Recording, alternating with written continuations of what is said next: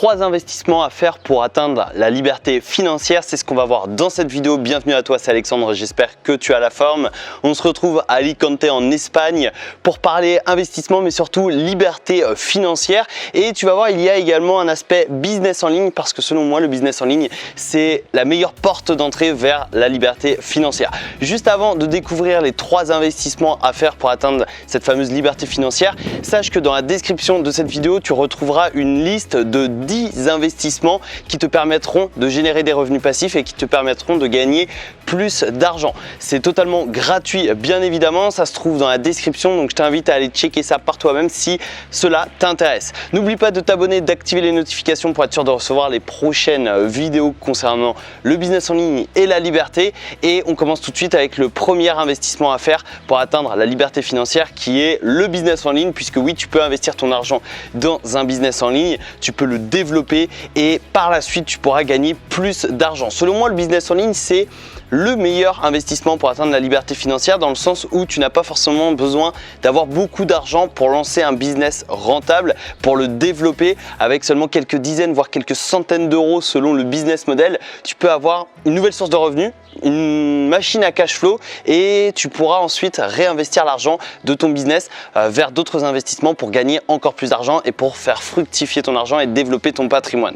Business en ligne, c'est vraiment le premier investissement que tu dois faire. Quand j'ai démarré, avant de lancer mon business, je me suis posé une question. Donc soit je cherchais un CDI et j'investissais mon salaire, soit je prenais un an, je m'étais fixé un an pour lancer mon business et mon objectif c'était de générer suffisamment d'argent pour me permettre de vivre confortablement tout en investissant massivement mon argent pour le faire fructifier. J'ai choisi la deuxième option et c'est comme ça que j'ai lancé mon business. Je m'étais fixé un an pour vivre de mon business et pour avoir un business solide, stable et prévisible sur le long terme. Au bout de 10 mois, j'avais réussi, je vivais de mon business et surtout j'avais une source de revenus stable et prévisible de mois en mois. Donc le business en ligne, selon moi, c'est vraiment le meilleur investissement que tu puisses faire pour atteindre ta liberté financière. N'oublie pas de t'abonner, d'activer les notifications si le business en ligne t'intéresse, si tu souhaites recevoir de nombreuses vidéos sur ce sujet gratuitement sur ma chaîne YouTube. Et également, n'oublie pas, tu as la liste des 10 investissements offertes, donc la liste offerte des 10 investissements dans la description de cette vidéo. Deuxième investissement que tu peux faire pour atteindre ta liberté financière, c'est tout simplement la bourse.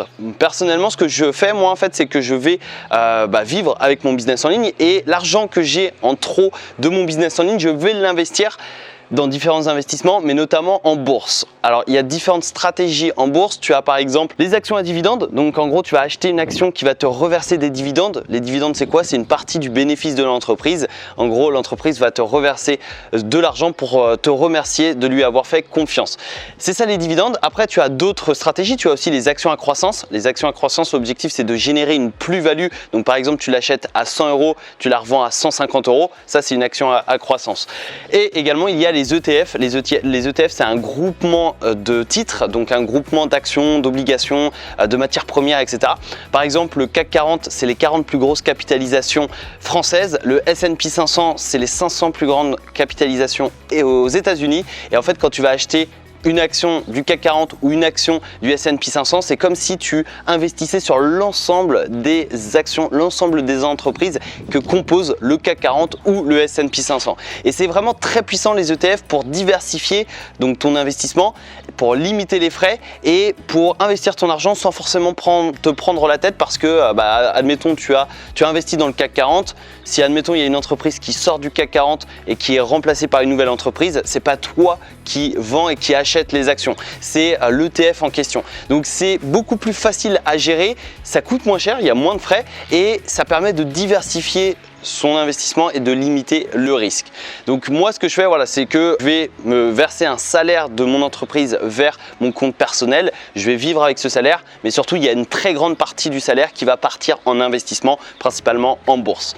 Et enfin, troisième investissement, ça c'est un de mes projets dans les prochains mois, c'est l'immobilier. L'immobilier, c'est un levier extrêmement puissant pour atteindre ta liberté financière. Pourquoi? Tout simplement parce que tu vas utiliser l'argent de la banque pour investir et pour diversifier ton patrimoine et pour recevoir donc des loyers. C'est des rentes en fait. Donc en gros, c'est le locataire qui va rembourser ton crédit que tu vas faire à la banque et tu vas également pouvoir avoir un cash flow positif. Je prends un exemple très concret. Si admettons tu dois rembourser 300 € par mois à ta banque, que tu as un loyer de 450 €, tu vas prendre les 450, tu vas payer les 300 à la banque, tu vas peut-être payer les charges, les assurances, etc., les impôts. Peut-être qu'à la fin du mois, il va te rester 50 € sur ton compte. Donc tu vas payer 300 la banque, 100 € des charges, des impôts, etc. Bien évidemment, c'est des chiffres ronds. Dans la pratique, ça va dépendre de la ville, du pays, de la localisation, etc.